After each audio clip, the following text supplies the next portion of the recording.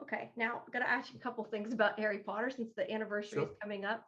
I know the anniversary special is airing in January. My question is, when you're kind of met back up with everybody, I'm sure some of them you may see, off and on. I don't know, but what was it like? I guess coming back to meeting everybody at once. Did it seem like no time had passed, or did it really seem like a lot different?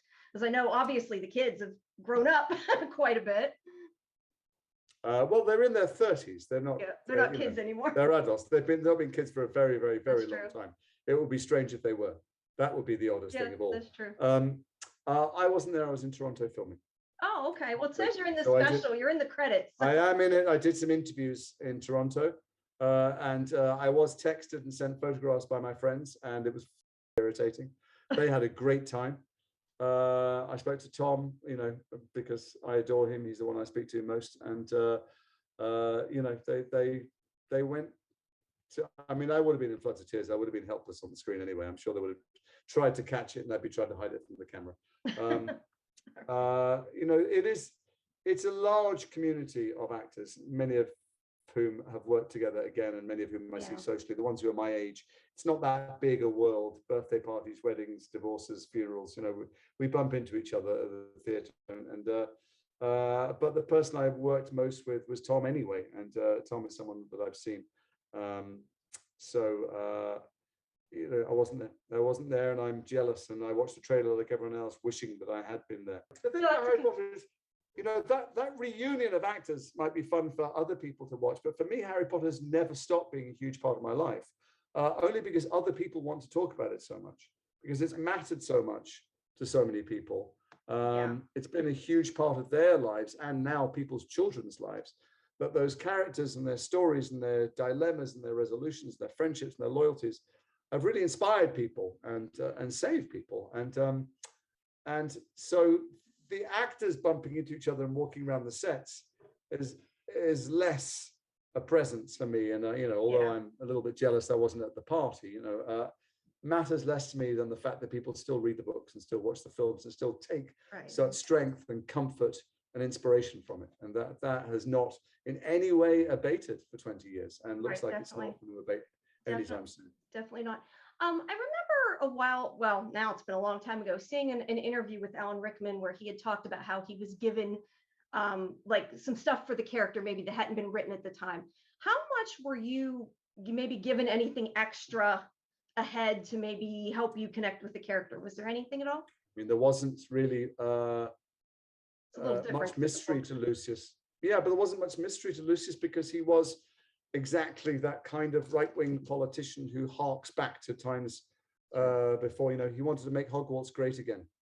There he was, this man who thought that people like him and people with his pure blood should rule the world, judged both muggles and mixed bloods, and had that kind of the arrogance of the eugenicist that really comes from fear that the world has moved on and that people like him have had their time and missed it, he wants to hold on to the trappings of power and money and wealth that he thinks should give him privilege, and that language of hatred and division.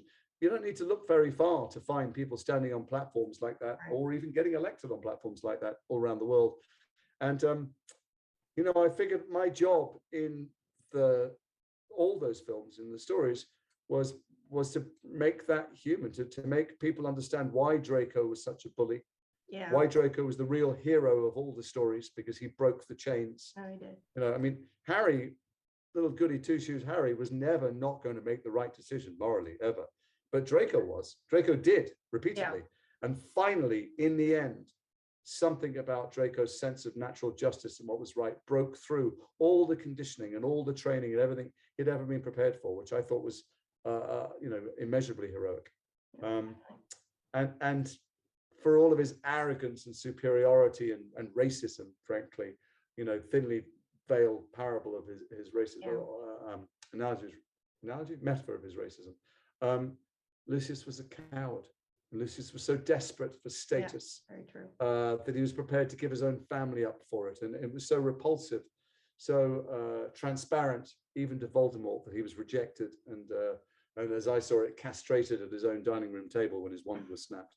So, you know, I didn't need to have hints from Joe about what was coming down the road for Lucius. He was, I think he was a pretty open book and got what he deserved.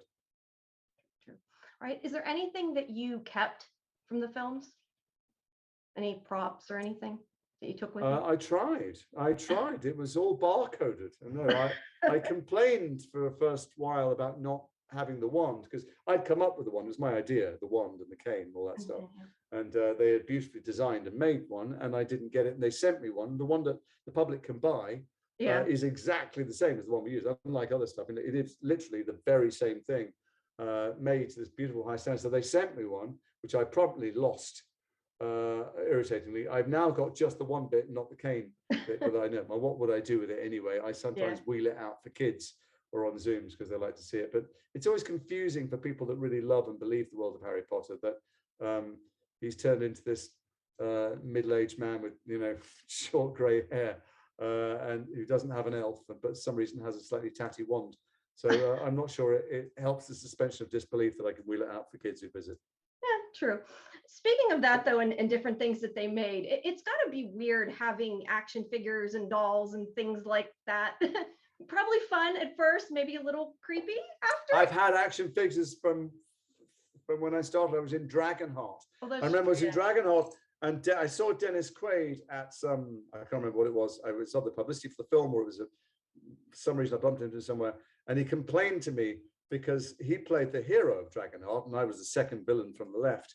But my plastic character came with a spinning battle axe, and his came with a wheelbarrow or something. And so I vastly outsold him, about which he was very upset. But I've been Funkos and characters from Pixar films and from Star Trek, of course, and from Harry Potter. So there are gazillions of them. There are none of them in my house because there's no sign anywhere that I'm an actor. Because when the first ones I tried to put things on the shelf. My wife wondered if I was building a shrine to myself and how many people she thought would visit. That was the last time anything went on the shelf in my house. No, I can understand this. Okay, but I've been many. They didn't make Lucius Funko in the first wave of Harry Potter. I was going to say they did in the second wave because I have two of them. Well, in the second wave there were three. There's one with the wand, there's one with the prophecy, and there's one without. And I couldn't pretend that I wasn't enormously relieved. Yeah, there's one with the Death Eater mask too. The mask as well, which, by the way, there were no masks when we shot. I was shocked when I saw that on film. Interesting. All right, now I asked some people to give me some Harry Potter questions. Try to get something that's somewhat unique because I know you've been asked tons and tons of questions. Hopefully this is. A couple. I thought this was silly, but actually kind of interesting if you think about it. The person, and I'm going to say, ignoring the ripping your soul part, the person asked me if you had to make Horcruxes, what objects would you choose? And I thought about that. That's actually kind of interesting. The things that are maybe around you, slightly important to you.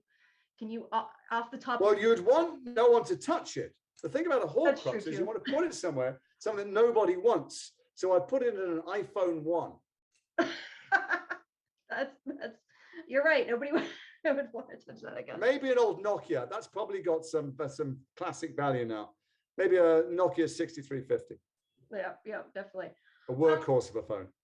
Yeah. Well, thank you so much for your time, and thank you for giving me so much time. I appreciate it. I've been watching your stuff for a long time, so. Sorry. Well, keep watching. Occasionally there's something worth watching. All right. Thanks a lot. Have a good holiday. Bye. Bye-bye. And you. Bye.